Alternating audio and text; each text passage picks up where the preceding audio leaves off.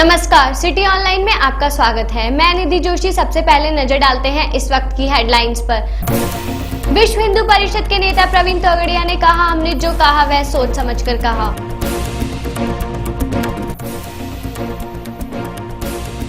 राजस्थान विधानसभा में जयपुर विकास प्राधिकरण में व्याप्त भ्रष्टाचार का मामला गूंजा।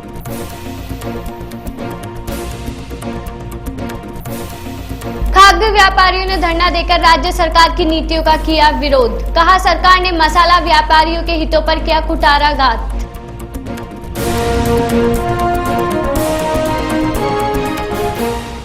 और अब खबरें विस्तार से। विश्व हिंदू परिषद के नेता प्रवीण तोगड़िया मुसलमानों के खिलाफ दिए अपने विवादित बयान पर कायम हैं।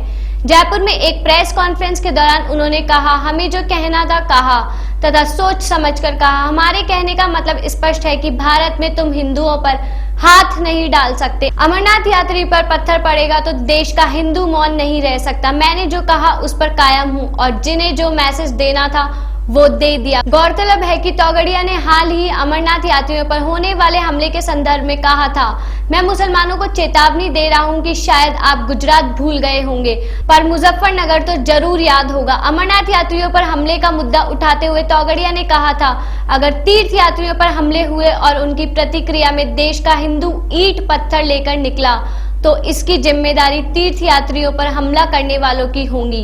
हिंदुस्तान के कोने कोने से हजारों गांवों से तीर्थ यात्री गए हैं। उन्हें मार डालने का प्रयास करोगे तो जिस गांव से यात्री गए हैं उस गांव में उनके रिश्तेदारों और समर्थक हथियार लेकर सड़कों पर उतरे तो स्थिति संभालना मुश्किल हो जाएगा। तोगड़िया ने जम्मू कश्मीर सरकार पर भी हमला बोला था। उन्होंने आरोप लगाया था कि राज्य सरकार आतंकियों के खिलाफ कड़ी कार्रवाई करने से बच रही है। तोगड़िया ने कहा था कि तीर्थ यात्रियों पर हमले में शामिल लोगों को तुरंत गिरफ्तार कर उन पर फास्ट ट्रैक कोर्ट के तहत मुकदमा चलाया जाए। साथ ही उन्होंने मांग की थी कि केंद्र सरकार को अपने एक सीनियर अधिकारी को भेजकर वहां सुरक्षा स्थिति की जांच करवानी चाहिए। देश में लगभग 500 जगह पर हिंदू सम्मेलन होंगे।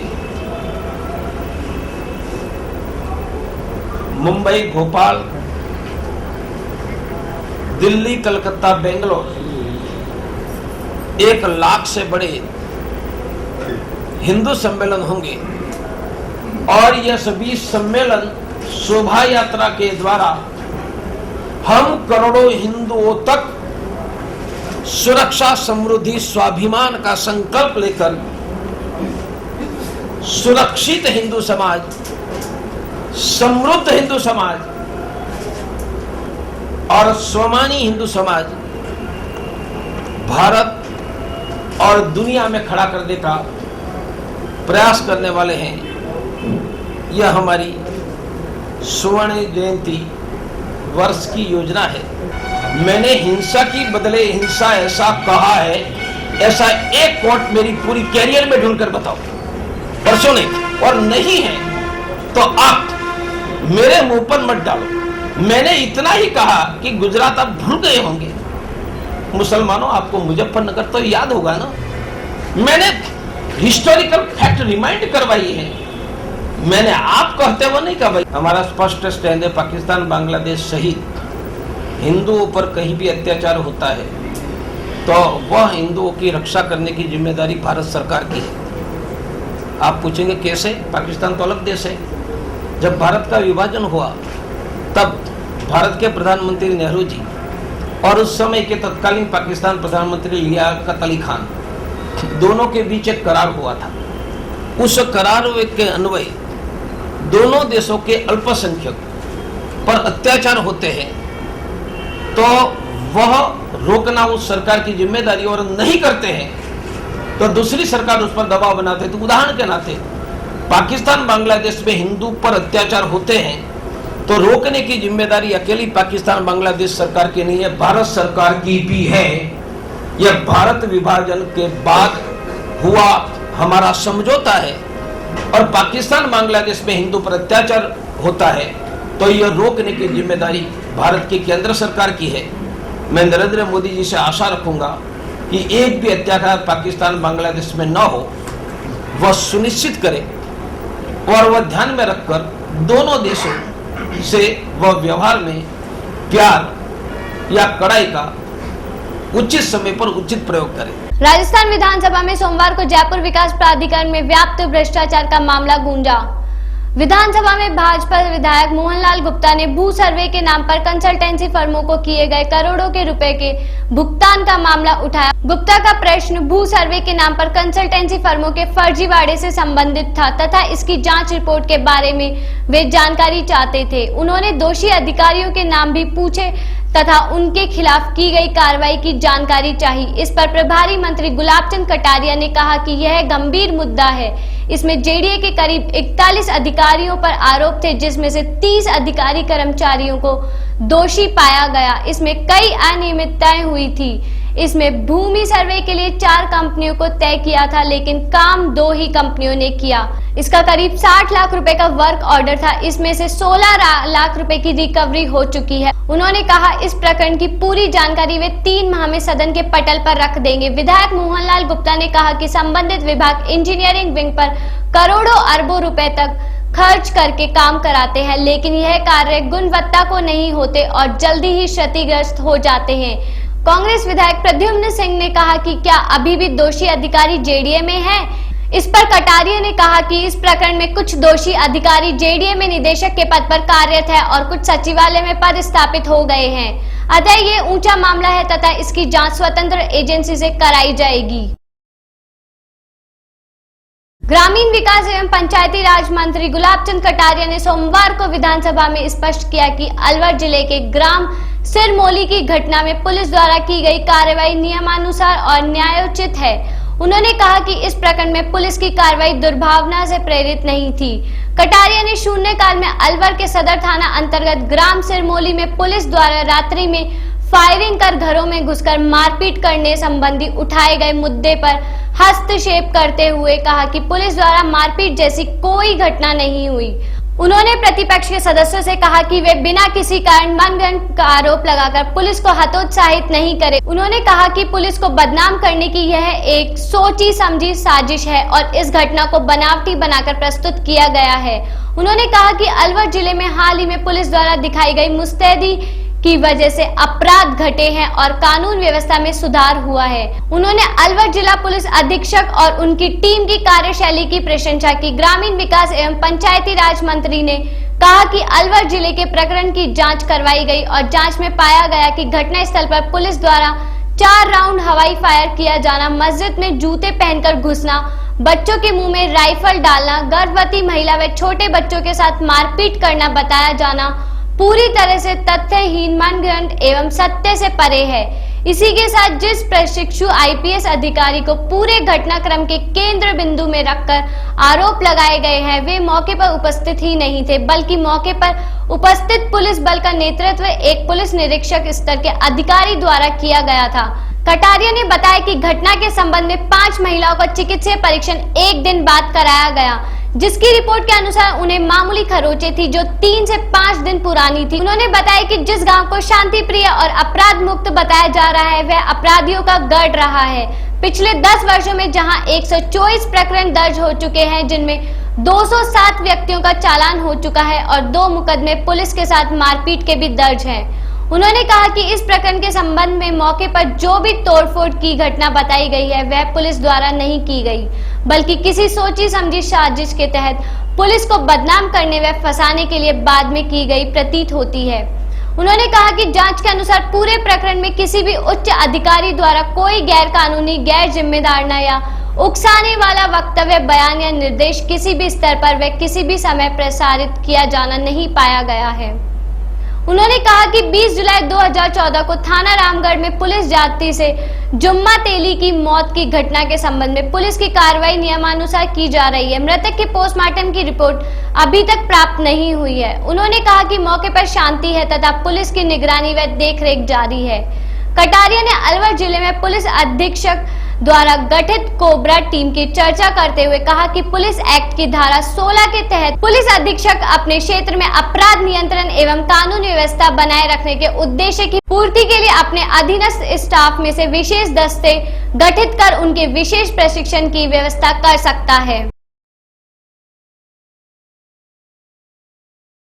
साबुत मसालों पर बजट में लगाए गए 5% वैट के विरोध में सोमवार को प्रदेश की करीब 247 मंडियों में कामकाज ठप रहा। बात करें राजधानी जयपुर की तो जयपुर की चांदपोल, सूरजपोल मंडी सहित अन्य मसालों मंडियों में भी हड़ताल रही।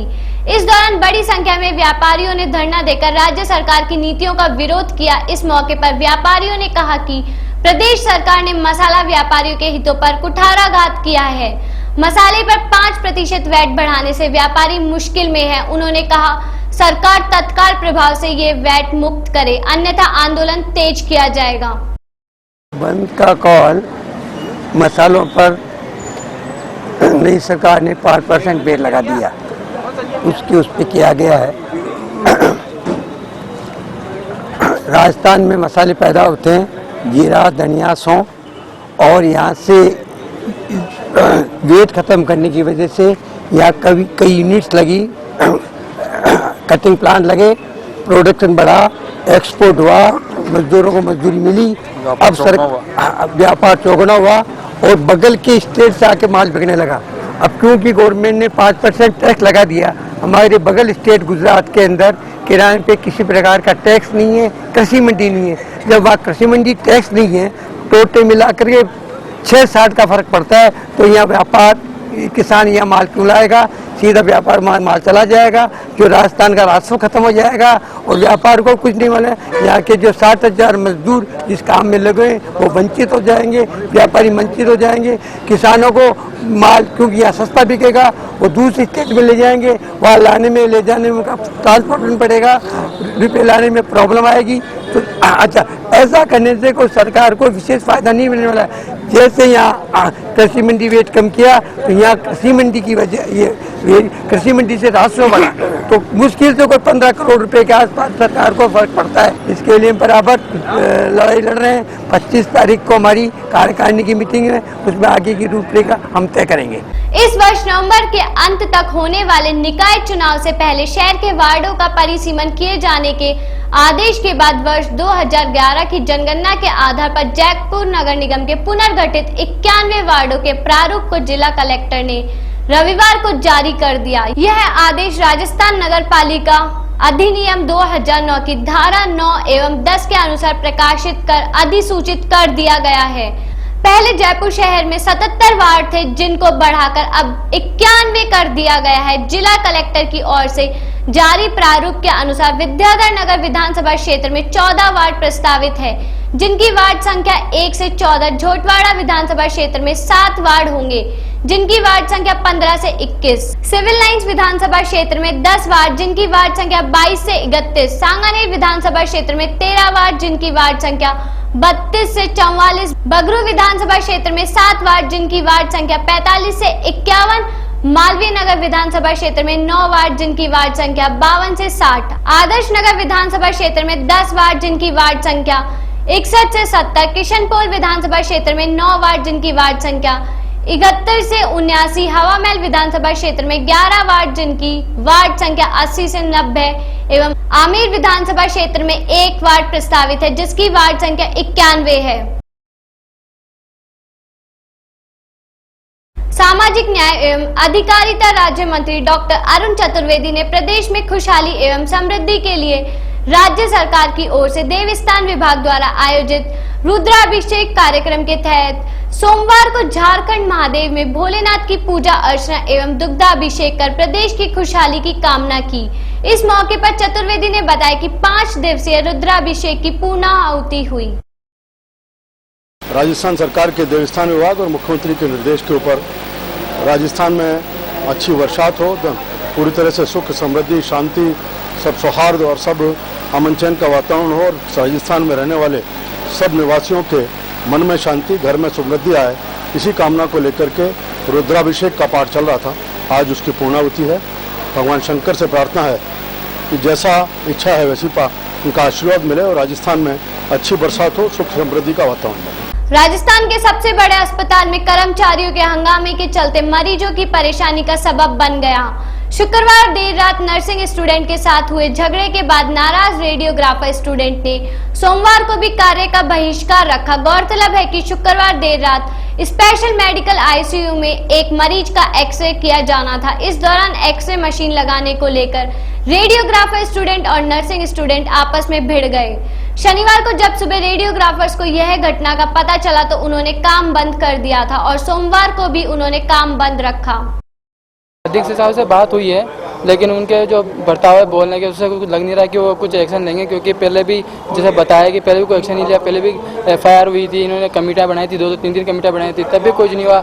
और अभी भी ये सोच रहे हैं कि 1-2 दिन ही हल्ला करके बच्चे वापस चुपचाप बैठ जाएंगे और जो जिसके साथ मारपीट हुई है, जिसने मारपीट की है, वो उसके प्रति कुछ भी इनका कोई रवैया ऐसा लग नहीं रहा कि कुछ करेंगे। आगे प्लानिंग है, जब तक कि उसके खिलाफ कोई यहाँ कार्रवाई नहीं की जाएगी हम यहाँ से नहीं हटेंगे और एक जो हमारी हड़ताल है ये चलती रहेगी और हम इसको और आगे बढ़ाने की कोशिश करेंगे। और हम इनसे निवेदन करते हैं कि भाई हमारी जो भी मांगे पूरी कर दी जाए, नहीं तो हम जब तक मांगे पूरी नहीं होगी हम यहाँ से नहीं हटेंगे। हड़ताल बड़ी एक अजीबोगरीब चीज़ है कि बच्चे और इनमें आपस में लड़ाई हुई और सारे संगठित होके और जो है ये कार्य बहिष्कार पे चले गए।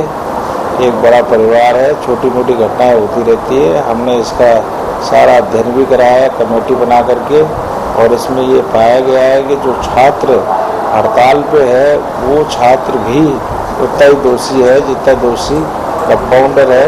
हम इसका जो है आज इनसे वार्ता करके और इसका निवारण करने का कार्य करेंगे और मैं सोचता हूँ आपस में समझौता, प्रेम और सौहार्दपूर्ण वातावरण में इसको सुलझा लिया जाएगा। अस्पताल की गतिविधि पे, अस्पताल के कार्य प्रणाली पे या मरीजों को इस हड़ताल से वैसे कोई फर्क नहीं पड़ा है, पर फिर भी थोड़ा अच्छा नहीं लगता कि अपने बच्चे ही हड़ताल पे जाए और अपने प्रशासन के विरोध में रहे। 5-10 हज़ार आदमियों का परिवार है।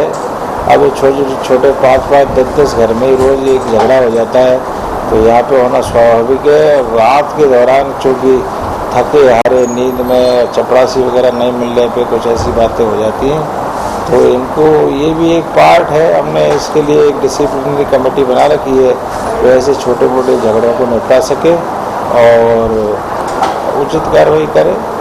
कमेटी हाँ करती है, डिसिप्लिनरी कमेटी के पास हम उनको भेजते हैं और वो उचित कार्रवाई करते हैं। उनको पेरेंट्स वगैरह को बुला के समझाते हैं और उनसे आगे की चेतावनी भी दी जाती है, भाई आगे ऐसी कार्रवाई करोगे तो हम सख्त से सख्त एक्शन लेंगे और आपको ये जो है या तो अपना छात्र है तो उसको निलंबित कर दिया जाएगा उस समय के लिए, और यदि कर्मचारी है तो जो नियम है कर्म उसके डिसिप्लिनरी एक्शन के वो हम लेंगे।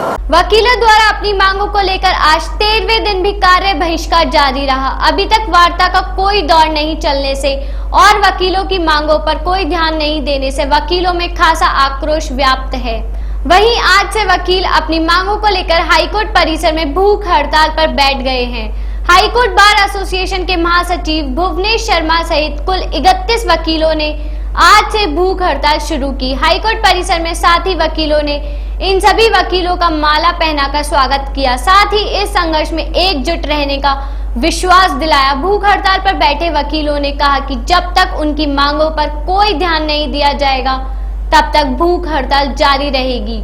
साथ ही न्यायपालिका में व्याप्त भ्रष्टाचार को खत्म करने का भी बीड़ा वकीलों ने उठाया है, जो पूरा किया जाएगा। इसके साथ ही वकीलों ने न्यायिक अधिकारियों पर आरोप लगाते हुए कहा कि अपने स्वार्थ के लिए वो किसी का भी स्थानांतरण कर देते हैं, लेकिन वकीलों के खिलाफ मोर्चा खोलते हुए वो एक न्यायिक अधिकारी का स्थानांतरण नहीं कर रहे हैं। हम इसलिए बैठे हैं कि 13 दिन के अंदर हमारा जो आंदोलन चल रहा है वो जनता के लिए चल रहा है। ये जो भ्रष्टाचार न्यायपालिका में फैला रखा है, रुपये पैसे से भ्रष्टाचार नहीं होता है, बेईमानी से काम करना, कॉस्ट के ऊपर कॉस्ट लगा देना और जिनके पास में डिस्प्रोपोर्शनेट प्रॉपर्टी है उनका कोई हिसाब नहीं, प्रॉपर्टीज के बाद में प्रॉपर्टीज है उसका कोई हिसाब नहीं, जो भर्तियां की गई है न्यायपालिका में वो भ्रष्ट तरीके से की गई है। तो ये भ्रष्टाचार आखिर कब तक चलेगा? ये आंदोलन जो चल रहा है वो जनता के लिए चल रहा है। ये हम भ्रष्टाचार को समाप्त करना चाहते हैं, इस उद्देश्य की पूर्ति के लिए हमने आंदोलन कर रखा है और ये चलता रहेगा आंदोलन। ये आंदोलन कभी समाप्ति नहीं होगा।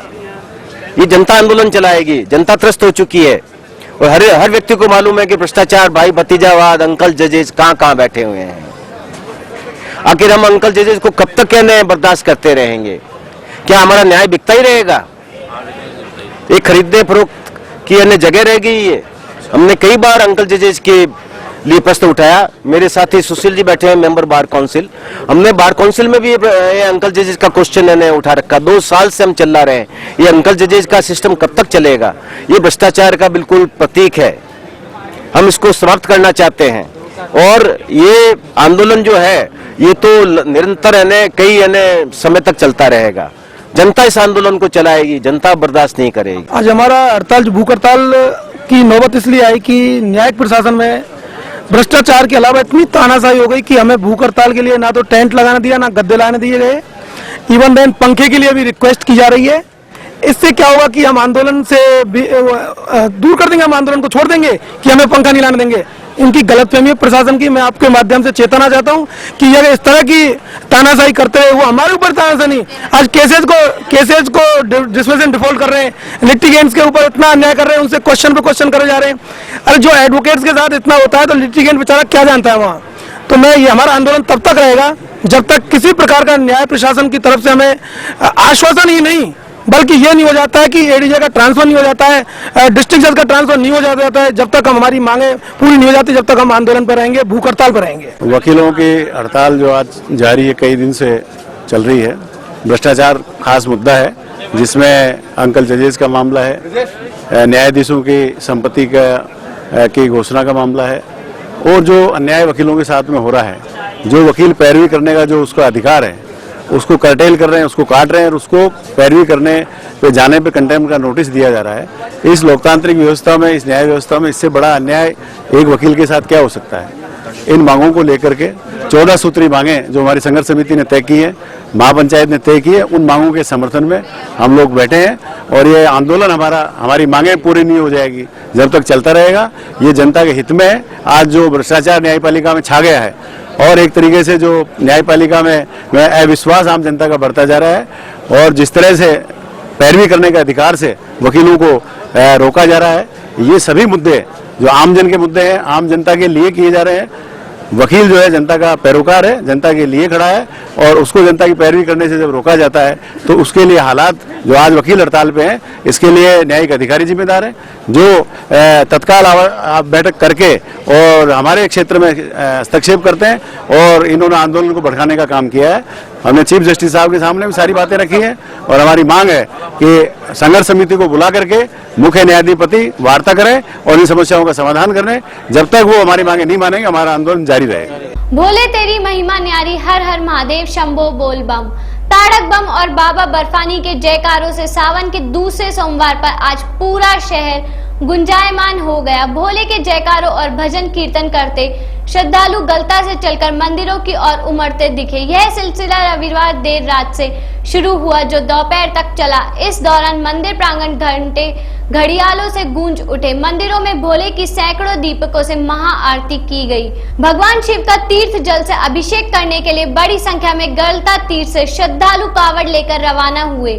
सावन के दूसरे सोमवार को शिव मंदिरों में श्रद्धालु जलाभिषेक, दुग्धाभिषेक और बिल्व पत्र अर्पित कर भोलेनाथ को रिझा रहे हैं। शाम को मंदिरों में भोलेनाथ की आकर्षक झांकियां सजाई जाएगी। चौड़ा रास्ता स्थित ताड़केश्वर महादेव के मंदिर में शाम को फूल बंगला झांकी, बनी पार्क के जंगलेश्वर महादेव में सांवरिया सेठ की झांकी होगी।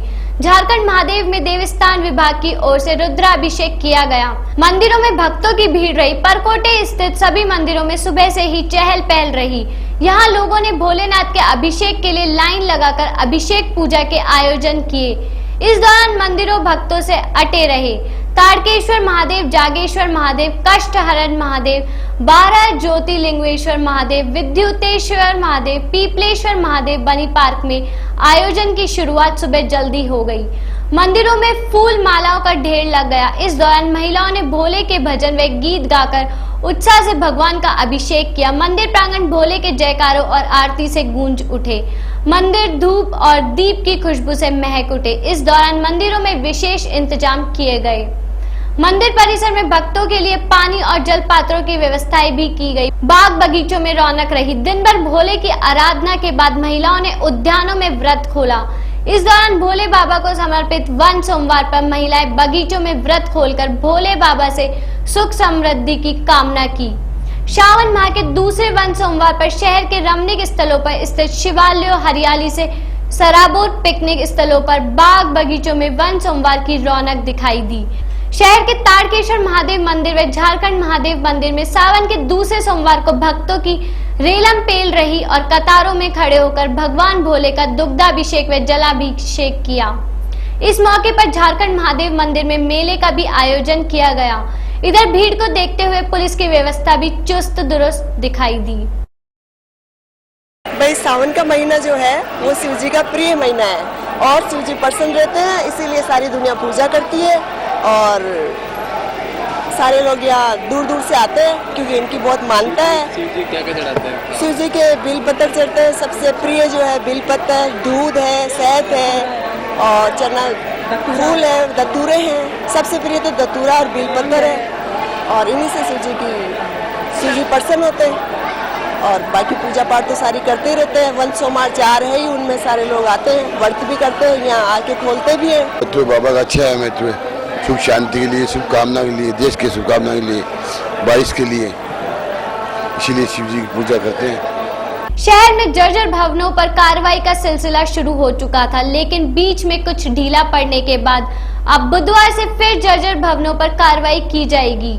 हवा महल जोन आयुक्त मदन कुमार शर्मा ने बताया कि कुछ दिन के लिए कार्रवाई में सुस्ती आ गई थी, लेकिन अब फिर से जर्जर भवनों पर कार्रवाई की जाएगी। उन्होंने बताया कि कुल 13 बिल्डिंग पर कार्रवाई की जानी थी, लेकिन अभी तक 2 पर ही कार्रवाई की गई है तथा उनमें से कई बिल्डिंगों की मरम्मत करवाई जा चुकी है और जिनकी मरम्मत नहीं की गई उनमें बुधवार से कार्रवाई दोबारा शुरू की जाएगी।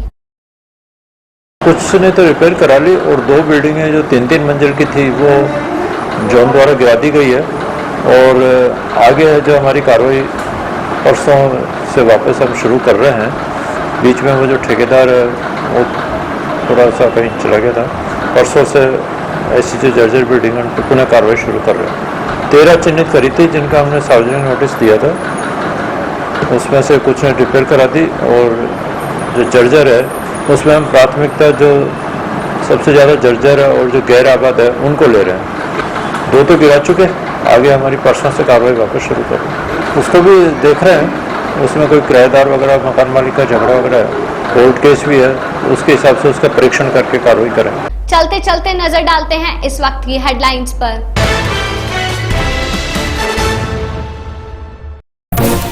विश्व हिंदू परिषद के नेता प्रवीण तोगड़िया ने कहा, हमने जो कहा वह सोच समझकर कहा।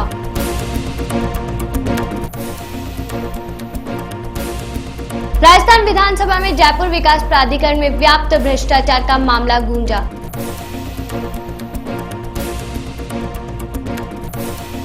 खाद्य व्यापारियों ने धरना देकर राज्य सरकार की नीतियों का किया विरोध। कहा, सरकार ने मसाला व्यापारियों के हितों पर किया कुठाराघात।